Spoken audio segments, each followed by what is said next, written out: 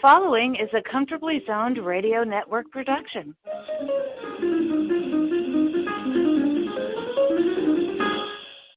Thank you, Tally Olson. Good evening, ladies and gentlemen. I'm Ralph Tycho of the Comfortably Zoned Radio Network, and it's my privilege to introduce another episode of The Packaged Tourist, hosted by the Packaged Tourist in the magical mystery tour called Life, Matthew DiBiase. Thank you, Ralph. Tonight, ladies and gentlemen, our featured guest is our author, Eric Nusbaum. Eric today hails from Washington State and is a writer and former editor of Vice magazine. His works have been featured in Sports Illustrated and the Daily Beast, to name a few. But what's exceptional about Eric Nusbaum as a writer is that 1 week from today, his acclaimed debut book, Stealing Home, Los Angeles, the Dodgers, and the Lives Caught in Between, will be released to the general public. Eric, please tell us about your background. Where were you born and raised? Thanks for having me. I was born and raised in Los Angeles, as you might have guessed from the subtitle of the book, and I grew up a big Dodger fan, so that's how I got here. In what sector of the city, Eric, did you grow up in L.A.? I grew up in Culver City. It's a kind of a little city inside of the city, just a little bit north of the airport. Eric, when did you first conceive the idea of writing Stealing Home? Okay, so I've had the idea to write this book or a book like it, I think at least kind of bubbling in the subconscious of my mind since high school. One of the principal characters of the book spoke to my high school history class my junior year, and I think from that moment I believed on some level there was a book here. Please tell our listeners, Eric, what is Stealing Home all about? Sure. It's sort of both a very sprawling story and a very simple story. The simple version is that it's about how Los Angeles got Dodger Stadium. And the sprawling version is that before Dodger Stadium came to be, the hills in which it is nestled used to be the home of these three kind of largely Mexican-American communities. And in the late 1940s, the city decided that they'd be better off evicting the communities to build public housing. But before public housing could get built, there was a sort of Red Scare smear campaign against it. And it turns out that many of those families had been evicted for no reason because the government decided not to go through with public housing, except a couple families remained in their homes and resisted this. And when the city eventually sold the land to the Dodgers, they still refused to leave their homes. And there was a final confrontation before the stadium could get built, beginning in 1959. Now, reading the notes and the Amazon, your book talks about apparently a family called the Arechigas family? Pretty close, the Arechiga family. Is that the proper pronunciation, the Arechigas family? Arechiga. Arechiga, okay. Arechiga, yeah. Please, tell us the story about the family, because they're featured in this book, correct? Yeah, absolutely. I would say that Abrana Arechiga, sort of the matriarch of the family, is if there's one main character of the book, it's probably her. So she came to the United States from a town called Monte Escobedo in Zacatecas, Mexico, in about 1915. I might have the year off a little bit, maybe 1916. And her family, when she was there, when she came, she was just a teenager. She was pregnant. She was married, and she became a widow in Arizona, where she first lived. She married a man named Manuel, who was also from her same town in Mexico. And in 1922 or thereabouts, they moved from Arizona to Los Angeles. They bought a plot of land in a community called Palo Verde, which we would now probably call Chavez Ravine. And they started a life. They built a home by hand. They bought some adjacent lots. They raised kids. They raised chickens. They kind of lived the American dream. They were what I would call kind of lowercase c conservative people, church-going, didn't really want to be bothered. They lived in a part of the city that didn't get a lot of government service and a lot of help, and they did the best they could with it.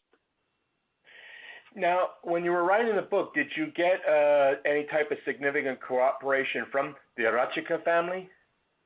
Yeah, I mean, it's a big family. So she had kids, and, they've kind of all sprawled into grandchildren and great-grandchildren. I spoke to some of her grandchildren. One of her daughters, Chela, is still alive. I didn't get to speak to her, unfortunately. But I spoke to some grandchildren. I spoke to some, nephews and nieces and great-nieces and great-nephews and neighbors and friends. Okay. Now, you talked about before, apparently the area that we know as Chavez Ravine. So they weren't just the only family. This was a Mexican community before the stadium was built. I mean, can you describe the general community before they broke ground for the stadium? Can you describe it Absolutely. For me? So there was really three communities, and there were three distinct communities. They were adjacent, but they were really separate. And the phrase Chavez Ravine even kind of doesn't really accurately summarize them. They wouldn't have said they were from Chavez Ravine. They would have said they were from Palo Verde, La Loma, or Bishop. So those are these three communities. Palo Verde, which is where the Arechiga family lived, was the biggest of the three communities.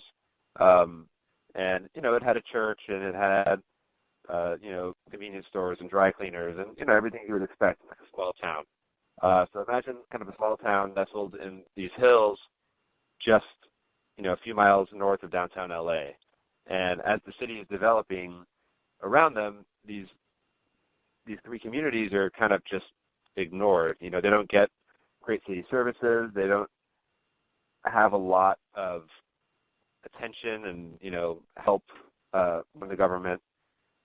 And so these kind of three almost quasi-rural communities are sort of thriving, and they're doing fine, and it's sort of happening right in the middle of L.A., and that's how I would describe the communities. Now, you say that the city government was ignoring them. I mean, what is the motivation behind that ignorance? I mean, is there a quote unquote a racist factor? Was there like a sort of a racist hostility? I mean, maybe that's too strong a word. I wouldn't say it was actively hostile. I would say it was more passive hostility. They had to really work hard to get bus service to come into the community. It just wasn't a priority for elected officials who were almost all white. The first Mexican-American city council member didn't come until the early 50s, Edward Roybal, to pay attention to the place that really wasn't very white and didn't have a lot of votes. So, they had to kind of band together to get a community center built, to get bus service, which was sporadic. The communities were eventually, kind of chosen for a public housing site. And one of the arguments that, public housing officials and city officials who wanted to build this project used was that these cities were backwards and that they weren't up to code, but there hadn't been a code enforcement official up there for years. So nobody had been telling them, nobody had been helping them get up to code. It was only afterwards, like, oh, well, you weren't up to code anyway. A classic city government catch-22 when you consider it, right? Absolutely. Yeah. Question. Before the official decision was to build the stadium at Chavez Ravine, did the city ever contemplate any other site besides Chavez Ravine for building what came to be Dodger Stadium? Were there any other ideas bandied about, or no? There were a lot of ideas. I mean, Dodger Stadium wasn't really an idea of the cities. It was an idea kind of born of a specific circumstance between the city and between Walter O'Malley and his vision. It was not an ideal spot to build a stadium in some ways. It was, the way, if you've ever been to a Dodger game, you see a place where that's sort of beautifully landscaped and these hills are kind of perfectly framing the stadium. But that's all, somewhat fake. The land was completely excavated to create that effect. The stadium that probably had the best shot at becoming a major league stadium was called Wrigley Field. It was the original Wrigley Field, actually. It was in what we now call South LA, and it's where the AAA teams, the PCL teams were playing at the time, the Los Angeles Angels, for example. Okay. Let's see. It's interesting. When I was reading the notes to your book, your book kind of reminds me of Robert Caro's book, The Power Broker, where he talked about Robert Moses, who built all those massive highway and housing projects, and and city and state parks, in the greater New York City area. And his account was basically about how families and neighborhoods were disrupted and if not destroyed by Moses's building projects. I mean, would you say that your book is kind of derivative in the same vein? I mean, because Caro would actually manage to find families that were displaced, if not disrupted by Moses's projects. I mean, did you do the same thing for Stealing Home? Were you able to, not beside the Arachika family, did you talk to other families who were impacted by the construction of Dodger Stadium? First of all, I would not call myself or compare myself to Robert Caro. I think that would be unfair to both of us. But I do think, and I'd also say that Robert Moses plays a part in this story as well. Part of the reason the Dodgers ended up coming to L.A. is because Robert Moses and Walter O'Malley couldn't agree on a stadium site in Brooklyn for the Dodgers. And O'Malley really wanted to build a stadium at the Atlanta terminal in Flatbush, and he was pretty much blocked by Moses from doing so. Yeah. So that's kind of what brought him to look west, and that sort of clash of gigantic egos. In terms of construction in L.A., yeah, absolutely. I think the big thing in L.A. was freeways, almost over anything else. One of the families in the book, they sold their home to the city in Palo Verde, and they moved to an area called Frogtown, not too far away. And they ended up having to sell their home to the city again to make way for a freeway, a few years later, to give an example of the kind of thing that was happening. Oh, man. Let's see. Now, you talked about you said you were born a Dodgers fan. When you were writing this book, did it kind of cause you to, quote unquote, reevaluate your love of the Dodgers? I mean, were you kind of surprised when you were doing your investigations in this book? Were any major surprises that, that really stunned you in some ways? I mean, when you were doing your research? No, there weren't any major surprises that stunned me. There were lots of little moments that kind of little aha moments.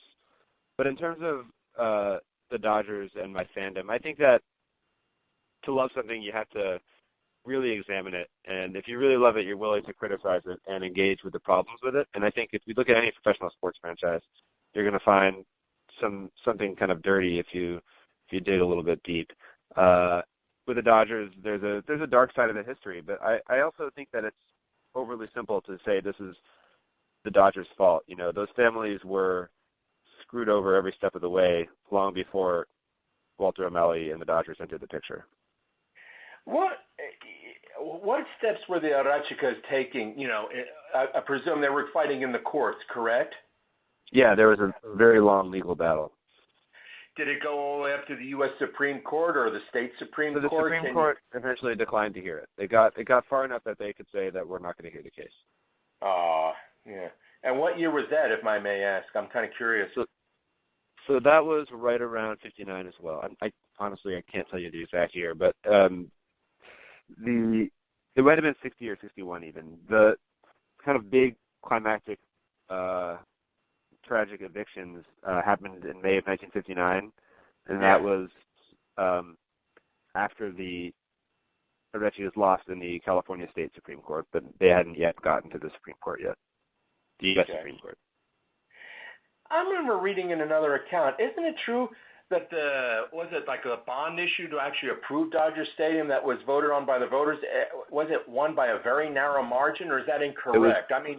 That is correct. Yeah, it was 52-48. It was a very narrow margin, and it was in 58, right after the Dodgers came to town. So pretty much the deal is that when the Dodgers came, they were served immediately with a subpoena and told that they were possibly going to have to leave. I think O'Malley, as he was exiting the plane, landing in L.A., the conquering hero, was immediately served by political opponents. And it wasn't just the families. It was, the owners of the AAA, PCL San Diego Padres. It was other entertainment providers in L.A. who didn't want to compete with Major League Baseball. And there was a sort of collective opposition to the Dodgers, parties who were interested in protecting their own businesses, and as well as sort of homeowners' rights groups who felt that the families, these typically kind of sort of big business conservative supporting groups felt that the rights of these families in Palo Verde and Aloma and Bishop had been trampled on unfairly. So they sort of formed this alliance, this sort of unlikely alliance to oppose the Dodger deal. And the city eventually had to vote on whether it was okay for the city to trade or to sell land that had been slated for public purpose use because it had been acquired with eminent domain to a private business. And that was ultimately the question. And they needed a public vote to get it, and they actually got it 52 to 48. It was very close.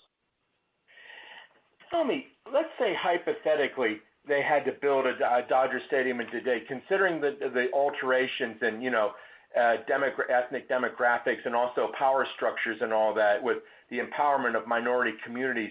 If you had to build Dodger Stadium today, a brand new stadium today, do you think it would be a lot different, in terms of, where the site would be and all that, and taking into consideration, the needs of, the ethnic communities, the various ethnic communities in Los Angeles? I mean, would it be vastly I think we have a pretty accurate example happening right now in Inglewood, California, and I think the answer would not be that different.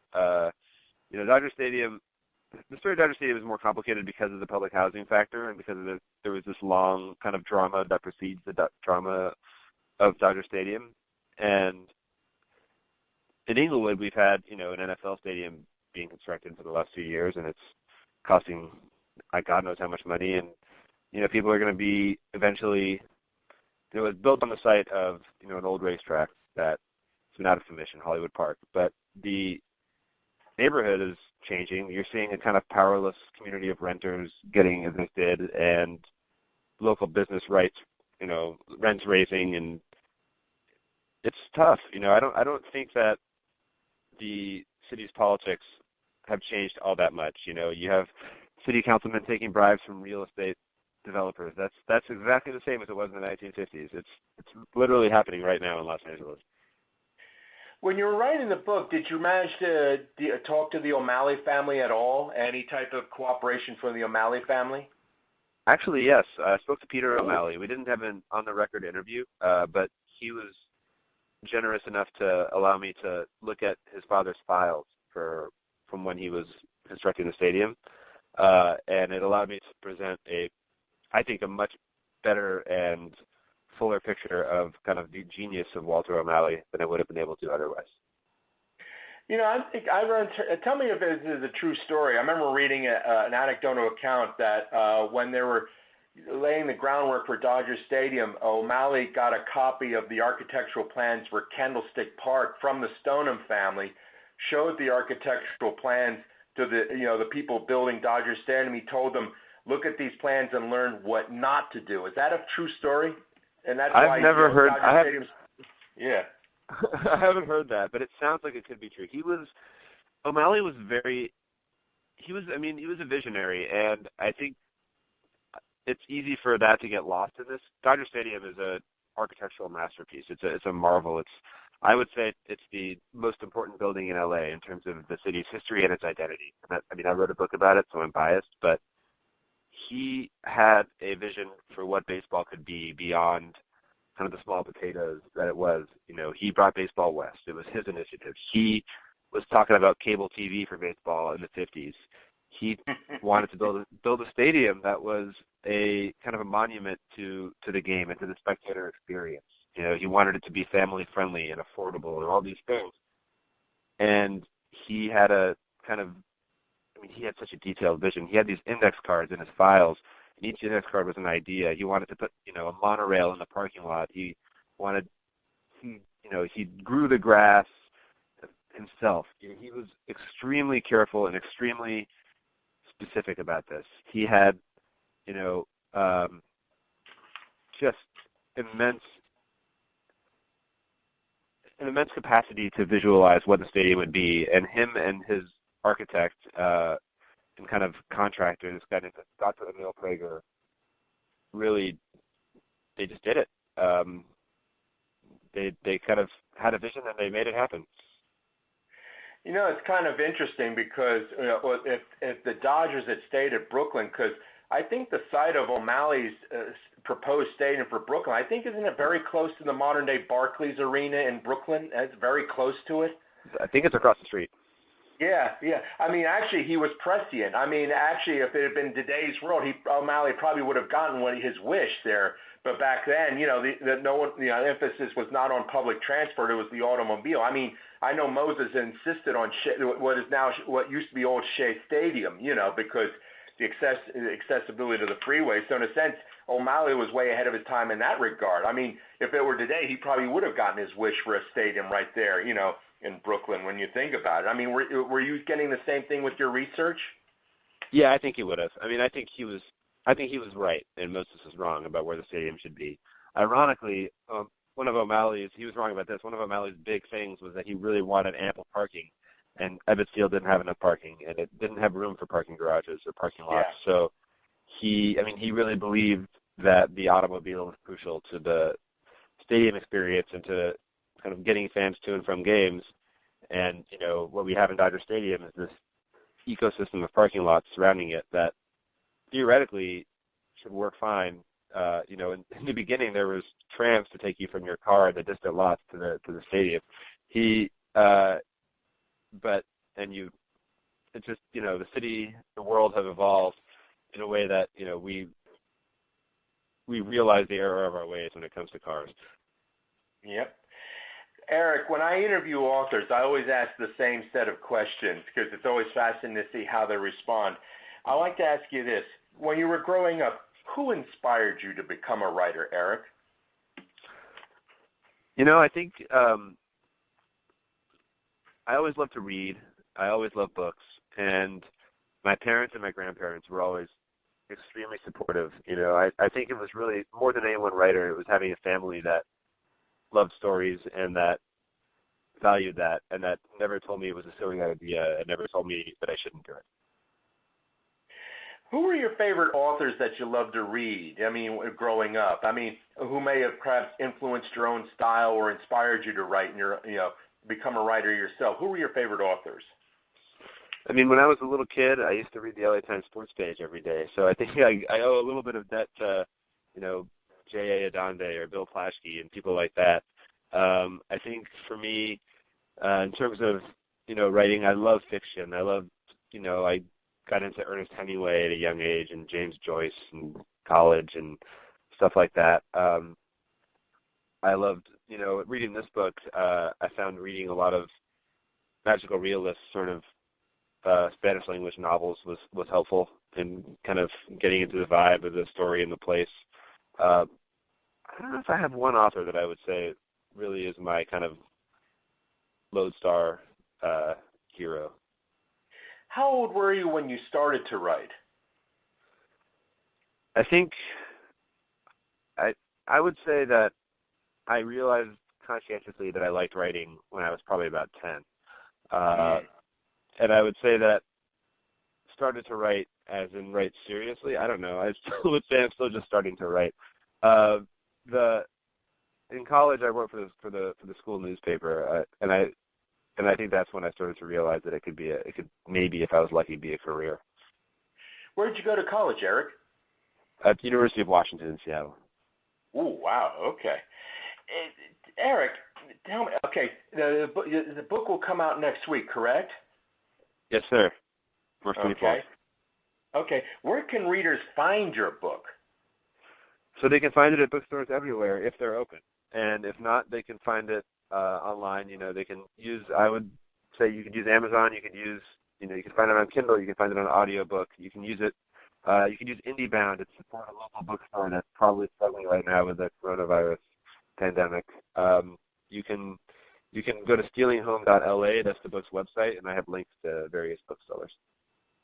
Was this book self-published or was it conventionally published? And who's the publisher? It was conventionally published. The publisher is Public Affairs Books, and they are an imprint of Hachette. Okay.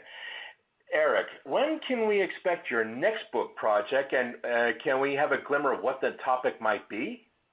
I don't know. I don't know. I'm hoping to get through the publication before I really start thinking too deeply about the next one.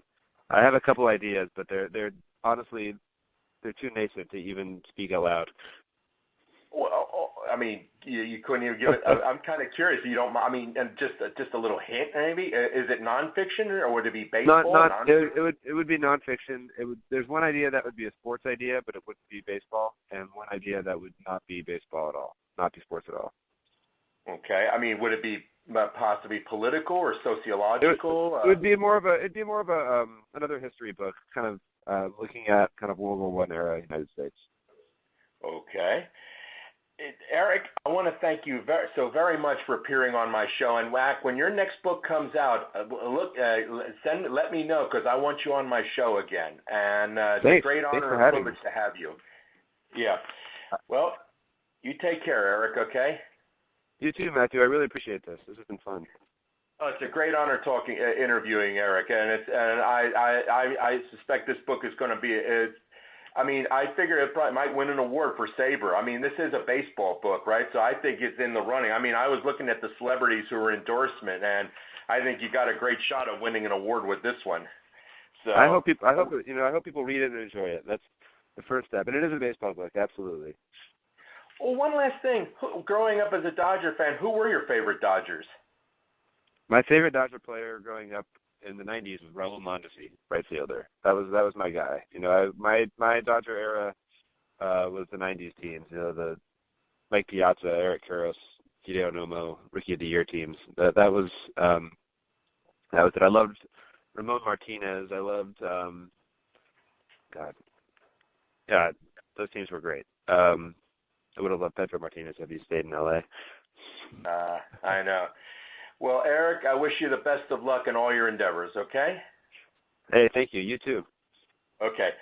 Stay tuned, ladies and gentlemen, for next week's show where I will be interviewing hockey author Greg Inkpen. Thank you and good night.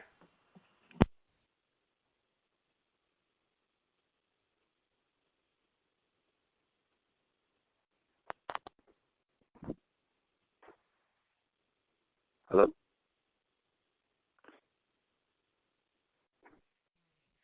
The proceeding has been a Comfortably Zoned network production. You are advised to keep your dreams wet, your humor dry, your children and grandchildren out of military recruiting offices and off the laps of clerics who wear dresses. Thank you for listening, everyone. Happy trails.